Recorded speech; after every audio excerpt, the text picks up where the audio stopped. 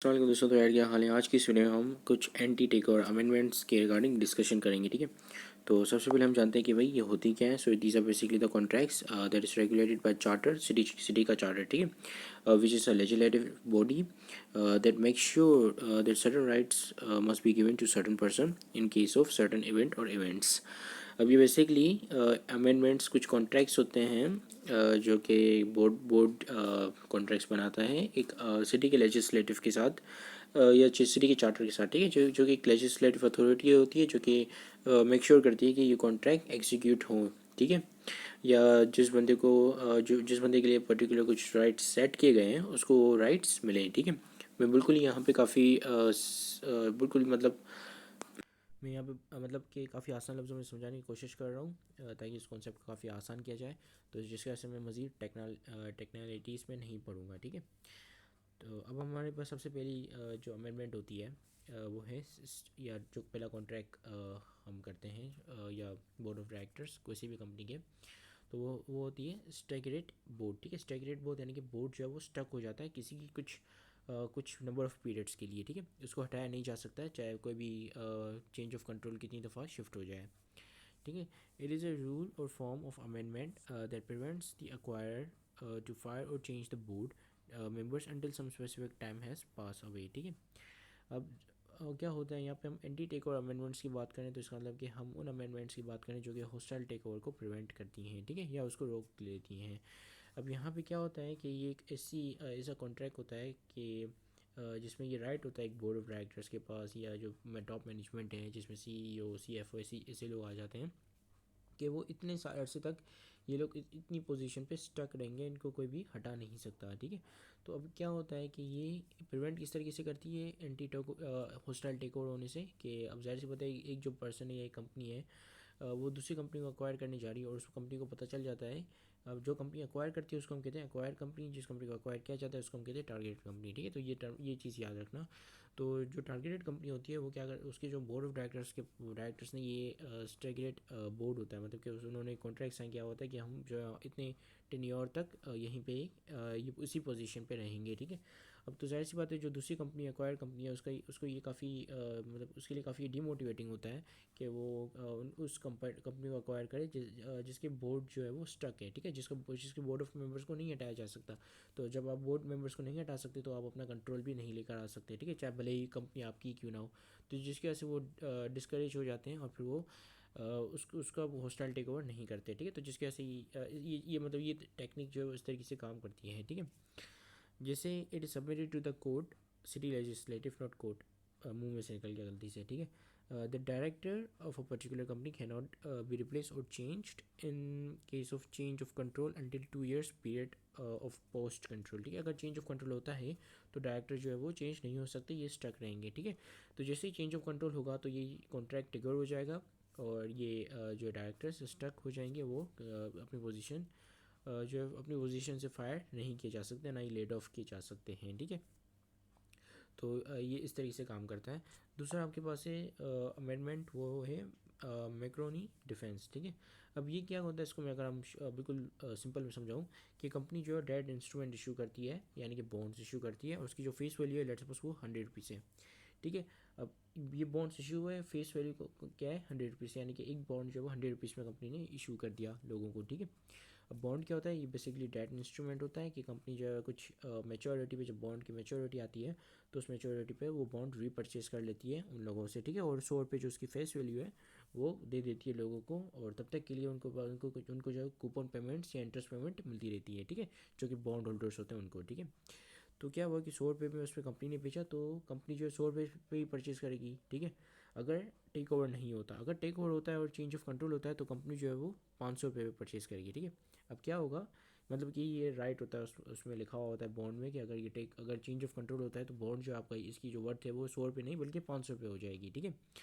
तो क्या होगा कि अब जो अक्वायर्ड है उसको पता चलेगा कि भाई कंपनी ने जो है वो ऐसे बॉन्ड्स इशू किए हुए हैं जो कि टेक ऑफ मतलब चेंज ऑफ कंट्रोल के बाद 500 रुपये के हो जाएंगे। तो ओबियसली अक्वायर जो है यहाँ पे डीमोटिवेट हो जाएगा और फिर वो टारगेट कंपनी को करने से हिचकिचाएगा या डिस्करेज हो जाएगा, वो फिर नहीं करेगा क्योंकि ओबियसली ₹100 को के ₹100 वाले बॉन्ड पे ₹500 पे करना काफ़ी मतलब बेवकूफ़ी वाली ये हरकत है, ठीक है। तो वो जो है इतना बड़ा रैंसम नहीं पे करेगा, और वो since that company will drop the idea of taking over, ठीक है। सो अब यहाँ पे हम थोड़ी अंग्रेजी भी पढ़ लेते हैं। It is when the acquire company issued a large number of debt instrument with the special right of paying it back with huge amount in case of change of control, ठीक है। For example, a company issued bonds of ₹100 face value and it will redeem in ₹500 per bond if there is change of control, otherwise ₹100। अगर change of control नहीं होता तो इसकी maturity पे ही ₹100 में ये कंपनी वापस लेगी, ठीक है। मेच्योर होने पर, बॉन्ड के मेच्योर होने पर ₹100 में वापस लेगी। अगर चेंज ऑफ कंट्रोल नहीं होता, अगर होता है तो ₹500 में, ठीक है। अब फिर हमारे पास है सुपर मेजोरिटी प्रोविजन, ठीक है। अब देखो बोर्ड ऑफ डायरेक्टर के जब जर्नल एनुअल जर्नल मीटिंग होती है तो उस बंदे की सुनी जाती है जिसके पास 50% से ज़्यादा मतलब वोटिंग राइट्स हों, ठीक है। अब ये लोग जो है चेंज भी कर सकते हैं इसको, हम ये कह सकते हैं कि वो बंदा सिर्फ डिसीजन कर सकता है या इन्फ्लुएंस कर सकता है जिसके पास 90% वो मतलब वोटिंग राइट्स हों, ठीक है, या वोटिंग पावर 90% वोटिंग पावर। अब 90% वोटिंग पावर अचीव करना इट इज़ वेरी डिफिकल्ट, ठीक है। इतनी वोटिंग पावर कोई भी अचीव नहीं कर सकता, ठीक है। यानी कि वो लोग ये कहते हैं कि बोर्ड ऑफ डायरेक्टर सिर्फ उसी सूरत में जो है वो फायर किया जाएगा अगर कोई बंदा विथ 90%, अगर 90% वोट्स जो है उसके खिलाफ आ जाए तब वो फायर किया जा सकता है, ठीक है। अब 90% वोट उसके खिलाफ लेकर आना, this is a very very difficult task, ठीक है।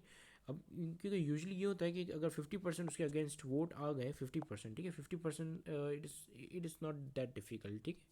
अगर 50% उसके अगेंस्ट वोट आ गए तो वोट फायर हो सकता है, लेकिन इस 50% को जो है वो चेंज करके 90% तक कर सकते हैं, ठीक है। तो यानी कि अगर किसी के पास जो है 90% तक की शेयर होल्डिंग हो तो वो जाके वो जो है बोर्ड ऑफ डायरेक्टर को फायर करके अपना कंट्रोल लेकर आ जा सकता, मतलब लेकर आ सकता है, ठीक है। चाहे वो फिर वो कंपनी हो या कोई इंडिविजुअल इन्वेस्टर भी हो सकता है, ठीक है। सो when the company has a special law that the board members can only be fired if there is more than 50, 70 या 90% वोट्स अगेंस्ट दैम, ठीक है। तो जाहिर सी बात है जब इतने बड़े वोट्स मतलब इतना बड़ा परसेंटेज चाहिए आपको, तो ऑब्वियसली जो अक्वायर है वो यहाँ पे डिमोटिवेट हो जाएगा या डिस्करेज हो जाएगा और फिर वो उस टारगेटेड कंपनी को अक्वायर नहीं करेगा, ठीक है। फिर आपके पास है ड्यूअल कैपिटलाइजेशन। अब यहाँ पे जो है दो अलग अलग तरह की कंपनी शेयर इशू कर सकती है, जैसे class A, class B shares, ठीक है। अब क्लास बी जो है उसको हम कहेंगे फाउंडर शेयर। लेट्स सपोज के उसके पास जो है वो काफ़ी अच्छी खासी वोटिंग पावर है, यानी कि एक शेयर जो है वो दो वोटिंग पावर है उसके पास, मतलब दो शेयर के बराबर है, दो वोटिंग पावर शेयर के बराबर है। यानी कि जिसके पास भी एक शेयर होगा क्लास बी का, उसकी जो है वोटिंग पावर दो होगी, यानी कि वो दो बार वोट दे पाएगा, ठीक है। लेकिन क्लास ए जो शेयर है वो एक शेयर पे सिर्फ एक वोट ही है। यहाँ पे एक शेयर पे दो वोट थे, यहाँ पे एक शेयर पे सिर्फ एक वोट है, ठीक है, क्लास ए वाले शेयर में, ठीक है।